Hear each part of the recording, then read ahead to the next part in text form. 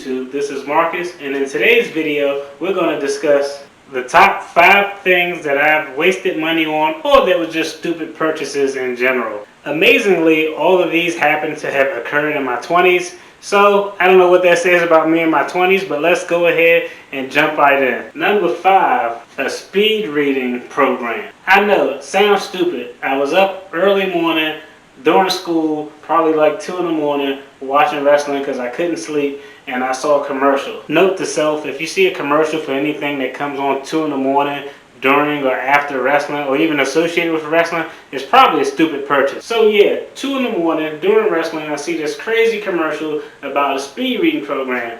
And this is my first year of law school, and I thought, oh man, if I could speed read, I could fly through all of this course material with no problem. So I wasted $500 on speed reading software. Now here's the stupid part. Instead of focusing on actually studying, I was wasting like an hour a day for maybe a month and a half, maybe 6 to 7 weeks of practicing speed reading, going through this speed reading software on my computer, using speed reading flashcards, and in the end, I think it was stupid. I will tell you, it did work. I do know how to read hella fast, but it was just a stupid purchase in general. The hour that I wasted trying to prepare and learn how to speed read, I probably could have been studying my actual textbooks. Number 4, shoes. I have a shoe fetish. I don't know why. I think it comes from a long history of having terrible shoes and not being able to afford cool shoes when I was younger.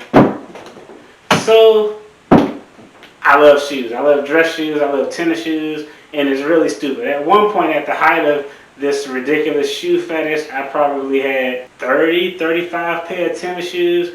Well over $4,000 worth of tennis shoes. It was stupid. I realized that I only have 2 feet. So I started just giving them away to people who could use them. And now I still have a shoe fetish, but it's a lot more tamed. It's not as ridiculous. And besides, I mean, if under normal circumstances, if I'm going to work every day, I wear a suit every day, I dress up every day. So I only legitimately have 2 days a week on Saturday and Sunday when I can actually wear tennis shoes. So why do I need 1,000 pair, or why do I need 5 different colors of the same pair of shoes? I don't know, but that was just one of my things that I've since gotten over. I still have probably too many shoes, but it's not as bad as it used to be. Number 3 was related to a vehicle. I spent $5,000 to replace the transmission in a V8 car I had, and the value of the car itself probably was worth $2,000.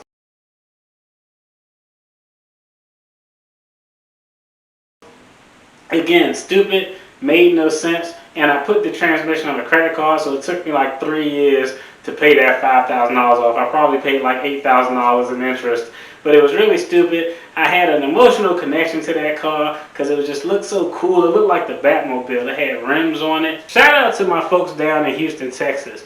My man Big Lee, when I was in the service, sold me that car, and they take cars to a whole nother level. I mean, it had rims, it had tint that was probably a little bit too dark and illegal, that would get you pulled over all the time. It had a TV in the vehicle. The craziest thing, it had a TV in the vehicle with no rear view mirror. The TV was in place of the rear view mirror. I had to literally move the TV and put a rear view mirror in it just so I could get it to pass inspection. But that was definitely a stupid purchase, getting that transmission redone. It was something that if I could go back in time, I probably definitely wouldn't do. Number 2 is a stock that I lost a lot of money on. Now, I can't even remember the stock symbol, but real short and sweet, how the story went. When I started law school, I met a partner who worked at WorldCom, and he was really into stocks, so he kind of put me on and gave me some literature on stocks. So I got real savvy. So the stock symbol was SOMX, Salmix Pharmaceuticals, and it was actually like under $1.50.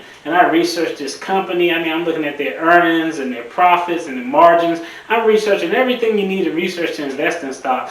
And I invested in this stock with, of course, a refund check because I had more loans than I needed. So I took my refund check, I invested in this stock, and literally like 4 months later, the stock went from like $1.50. I think I sold it like $9.75. So at this time, I thought I was like a fake Wolf of Wall Street. I started looking through all these penny stocks, and I invested like 2 or 3,000 bucks into a penny stock, and the next thing I know, after 3 or 4 months, and I kept trying to hold on, like, oh, just hold on, just hold on. If I was smart, I would have set it to auto sell once I lost too much money at a certain point, or auto sell once I made a certain amount of money. But no, I just decided I was going to ride it out till one morning I woke up and looked at the stock, and just like you can expect, it was a big fat zero. It was worth nothing, so I lost all my money. That was definitely a crazy purchase. I'm a lot more savvy now when it comes to stocks, but if you start jumping into those individual stocks and penny stocks, if you find that goose that laid a golden egg once,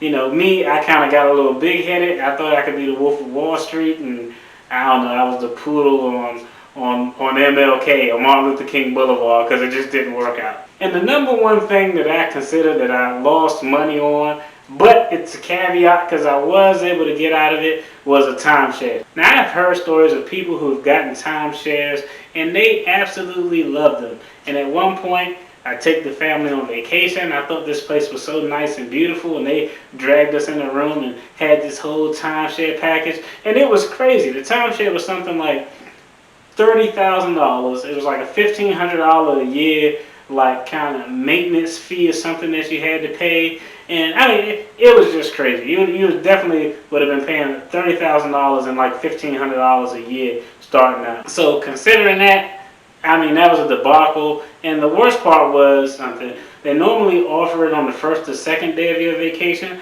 because a lot of those contracts has clauses in the contracts that say, hey, you have 5 to 7 days to terminate without losing absolutely anything. And so they're hoping that they can sell it to you on the first day, and by the time you get home on your 7th or 8th day from vacation, that time to automatically terminate without any loss to you has expired. So I mean, I got home and I had like another day, and I'm going through and reading the fine print. When I sat down to crunch the numbers, it just didn't make sense. So luckily, I was able to get out of it. So those are the top 5 things that I did with money that were either stupid or didn't make any sense when I look back at them in hindsight.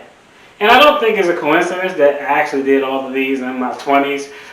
What they say is your 20s you make stupid decisions, in your 30s you pay for those stupid decisions and trying to fix them, and then when you get to your 40s you can kind of coast because you cleaned up all those stupid decisions from your 20s and your 30s, and now you got a little bit of stability. So hey, so far that's looking like it may be true. Now that I think about it, yeah, I would say probably starting at the age of 28 up until now, I feel fairly confident about decisions I made and financial decisions I made. But 18 through 27 was a hot mess. So I mean, here's a bonus story. I'll talk about the first credit card I got. It was actually a Discover card. They was at my college campus. They was like, hey, you sign up for this Discover card and you get a free water bottle and a hat. So I got my free water bottle and my hat. And I remember I got that card, and it was like $500 on that card. 2 weeks later, it was homecoming. I went and bought a fresh new homecoming outfit. It was like some Jordans and I don't know, whatever people were wearing back then where I thought I was cool. And it took me like 3 years to pay for that outfit. It was utterly ridiculous, but yeah, those stupid mistakes you make in your 20s, you definitely cure those defects in your 30s, and then hopefully by the time you get to your 40s, you got all the stupid stuff and you cleaned all that stuff up. I appreciate you all tuning in. Like, subscribe, comment. Take care. Peace.